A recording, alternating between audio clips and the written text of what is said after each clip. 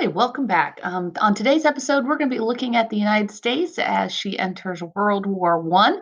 We'll look at the causes, and certainly we'll begin to see that some of the old mythology of the things like the sinking of the Lusitania, that they are real, but there is much more to this story.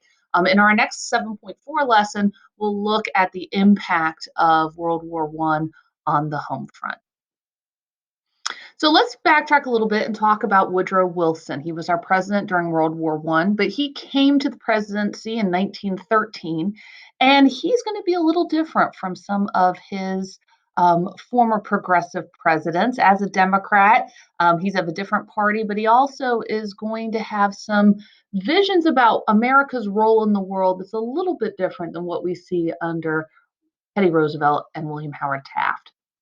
So, in terms of his first term in the foreign policy before the United States enters World War One, Wilson believed in what we call now American exceptionalism. He believed that America had a very special destiny because it was a land of liberty and democracy, and therefore it should spread its ideas around the world.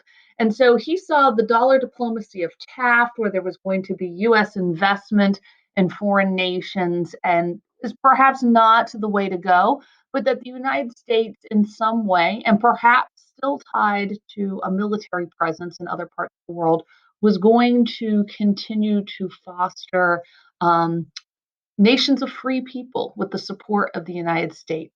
So he'll also do things like repeal the canal tolls that the United States had levied once the Panama Canal was complete, and we will no longer charge tolls. We'll also, as a nation, finally recognize the Philippines as a territory and a territory that will eventually seek independence. However, that did not come anywhere near 1916. That won't happen until after World War II in 1947. But Wilson is also going to use the military quite a few times before the U.S. ever enters World War One in the Western Hemisphere. So in 1915 in Haiti, there was an assassination of their president and created a destabilized government, and that became reason for the United States to be involved there militarily. Within a year in the Dominican Republic, right next door, we will see a coup attempt where one of the president's ministers will use the military to take over, and the United States will intervene again for the purposes of stabilization of democracy in that area. But Wilson, while this is going on, is also speaking of neutrality, that the United States relative to Europe needs to be neutral, that you have the Triple Entente and the Central Powers, and they're fighting each other, and the United States is not going to choose Russia, France, and Great Britain versus the Austro Hungarian Empire and Germany and Italy. We are somehow going to be just in the middle of all this. And as we've seen in earlier lessons, going back to Unit 3, when the United States tried this with England and France in the late 1700s, that didn't work out so well. And we're going to see that it's not going to be smooth sailing when it's tried again at the turn of the 20th century. But although we're supposedly neutral, you've just seen examples of how we're interventionist in our own hemisphere. We will also in 1915, 1916 find ourselves caught up in the events of the Mexican Revolution. So there's been quite a few revolutions in Mexican history, but the one that began starting in 1910 and lasted for most of the decade will be a constant concern about who is the rightful president. And some of the military generals who had served in the early 20th century will be unhappy with the election of President Huerta and afterwards the President Carranza. And you will see that these generals will essentially take their men who serve under them and become these marauding forces, constantly trying to threaten whoever is the current president of Mexico. One of those incursions, led by a man named Pancho Villa, will actually happen on the US Mexican border. And there will be Americans who will be killed as a result. And Pancho Villa will essentially become a criminal on the run for over 9 months from the United States government. The US will send the army far enough into Mexico that we'll actually capture Veracruz and be fighting even outside of Mexico City. So, for all the talk of neutrality, the United States, at least in our own hemisphere, is really embracing that Roosevelt corollary to the Monroe Doctrine, in which we are unleashing police power. So, what did Wilson's neutrality look like then outside of the Americas? Well, for the first 3 years of the war, he's looking to one, make sure he gets a second term. In 1914, he'd only been about a year and a half into his first term when, lo and behold, we see that war has erupted in Europe. And America is a land of immigrants, and you have some very particular viewpoints based on previous experience, even if that may have been generations ago. The German and Irish immigrants who lived in America and their descendants were sympathetic to the Central Powers. Certainly, the Germans were. That doesn't mean that they wanted to necessarily aid Germany directly against the British, but they certainly didn't want to see the United States enter the war on the side of the British.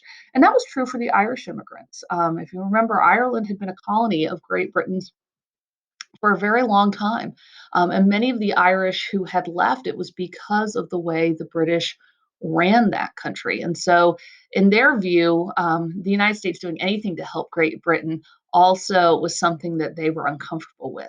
However, most people who were born here, again, the white population who saw themselves as Native Americans, and other immigrant groups typically felt that we should be on the side of the Allies. But again, the nation, the public support is split. However, the United States had banks that had loaned lots of money to Great Britain, had a lot of other economic ties to Great Britain.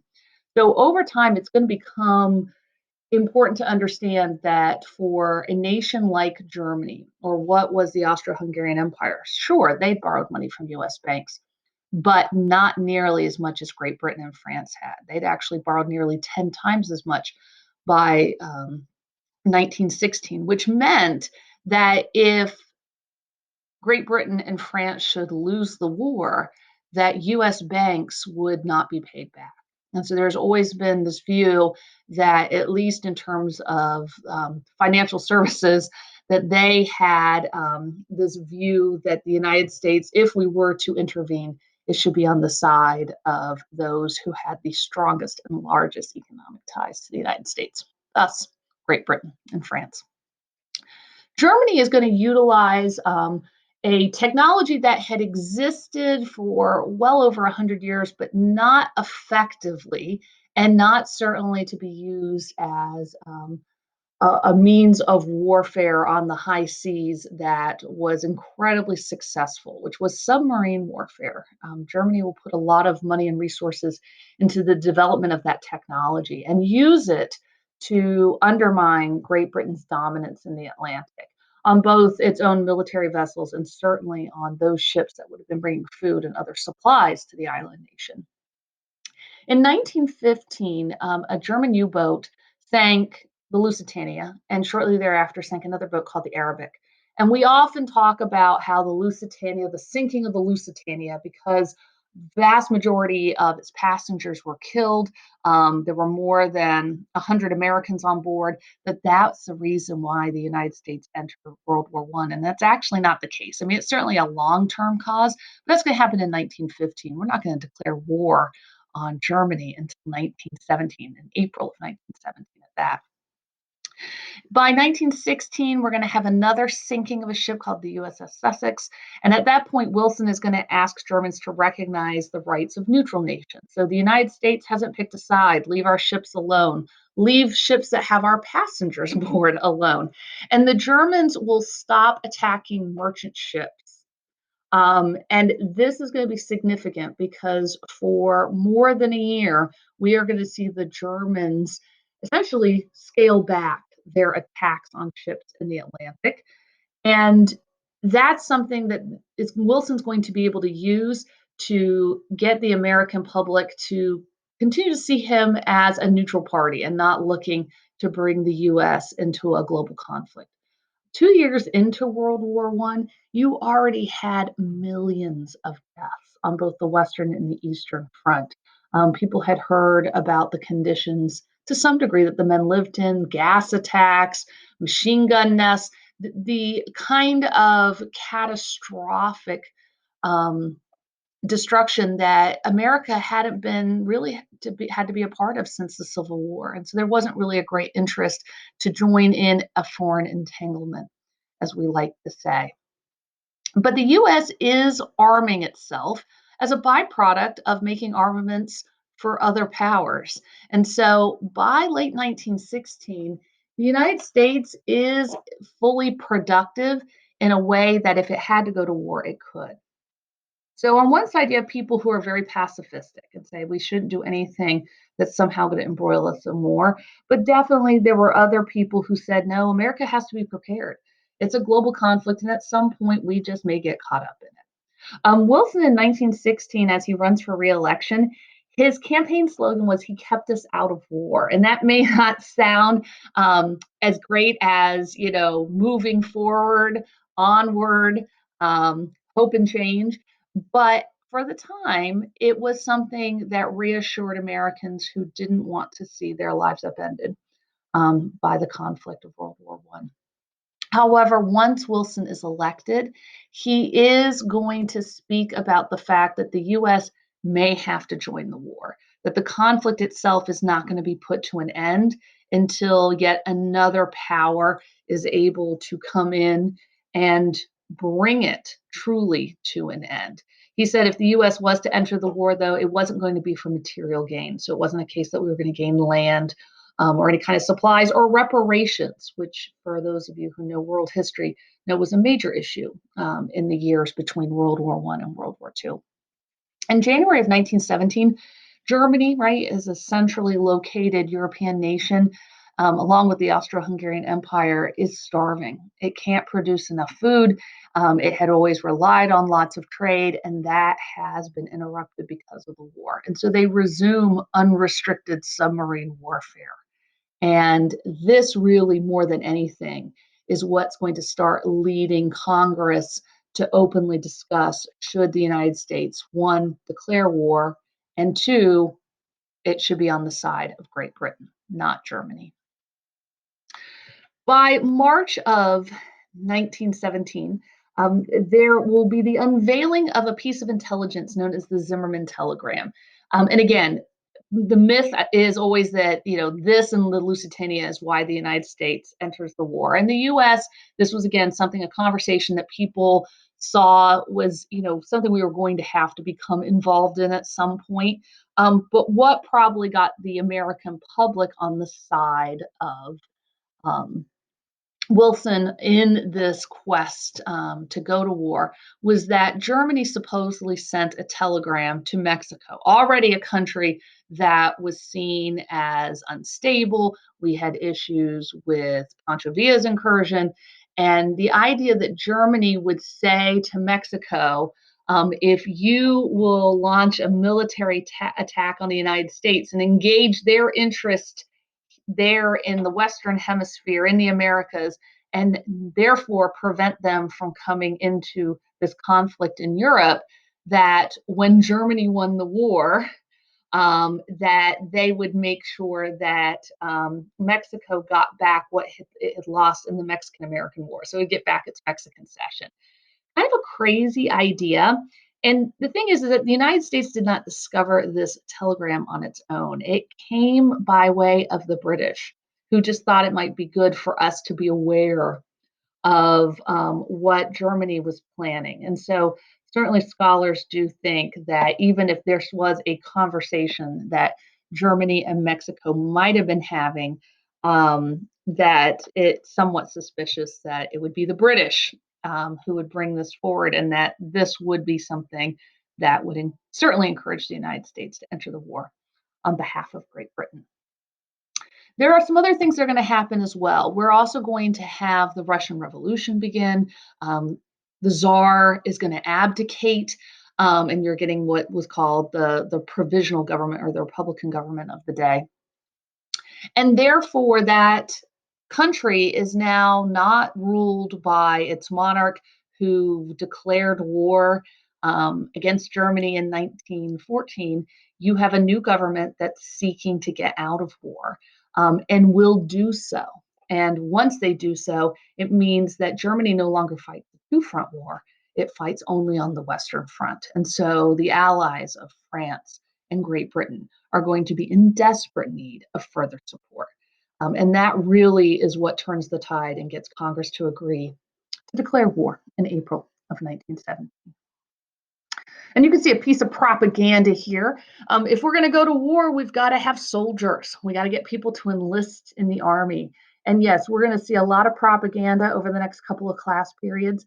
And if you notice, this is supposed to be a German soldier, and he's got his hat, his helmet on his head. You can see culture, right? That big, heavy club there. And he looks more like King Kong, which would have been a story that people were familiar with in that era, and also had already been made into a silent movie. So there is that reference to it. But to try to convince people that this terrible beast that is the German army is somehow going to get across the ocean and literally land in America and threaten our beautiful maidens. And obviously, that's a little far fetched, but it's effective in getting the public to be persuaded to do what you want them to do. And in this case, enlist in the army.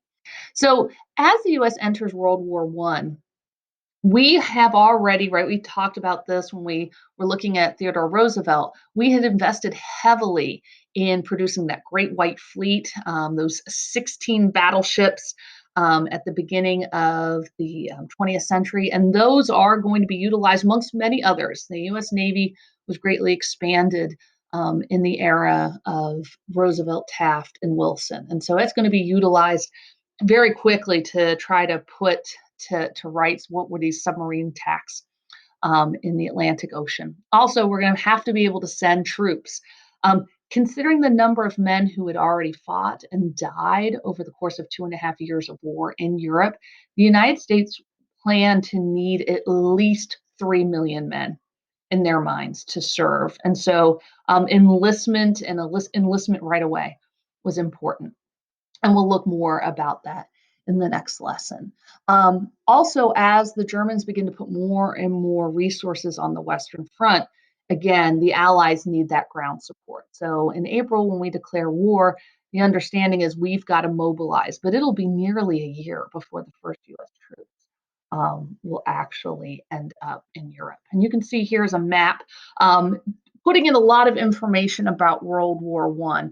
But when we speak about the Western Front, what we're speaking about essentially is that land that lies west of Belgium.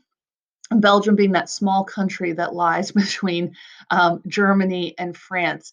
It will be one of the first casualties of the war. Germany will invade and move across Belgium very quickly, and that's how the war in the West will begin. But the United States, when they come to fight in the war, are going to really be used in two particular places.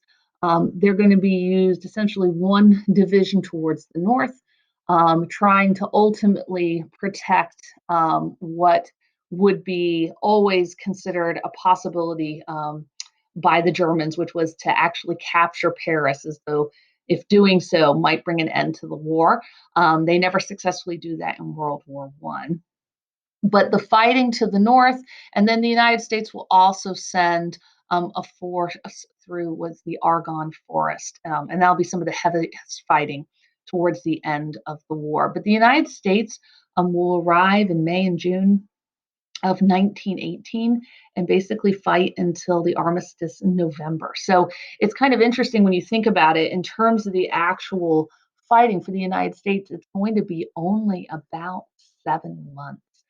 The fighting on the Atlantic will come about as soon as the U.S. declares war in April of 1917. And it's going to be significant when we look in our next lesson. The number of lives lost is very different between what was the American experience and what will be the experience of these European belligerents. And it will really create a circumstance in the 1920s and 30s in which Europe will be on a trajectory to another war, and the United States won't have felt the impact of the war and its devastation quite as immediately as these European nations will. But we'll have our own issues in the 20s and 30s that are really unresolved from the conclusion of this global conflict between 1914 and 1918. So, as we end today, we want to consider a couple of things. So, one, why did the First World War begin in 1914? And that's really taking you back to the beginning of class. We did that warm up discussion, all that stuff you learned in world history. Let's put it um, back into our conversation and then begin to look at the United States alone. What was moral diplomacy? How did Wilson, in his diplomacy with countries like Mexico and these Caribbean nations, look much more like what Roosevelt was doing, necessarily the neutrality? Why did Woodrow Wilson try to maintain neutrality for so much of 1914, 1915, and 1916? And then also, we want to look at what were the causes of the US entering World War I in 1917. So, not only do we need to understand some global causes here, but then more specifically, what's going to motivate our country after 2.5 years of being neutral to actually enter the war.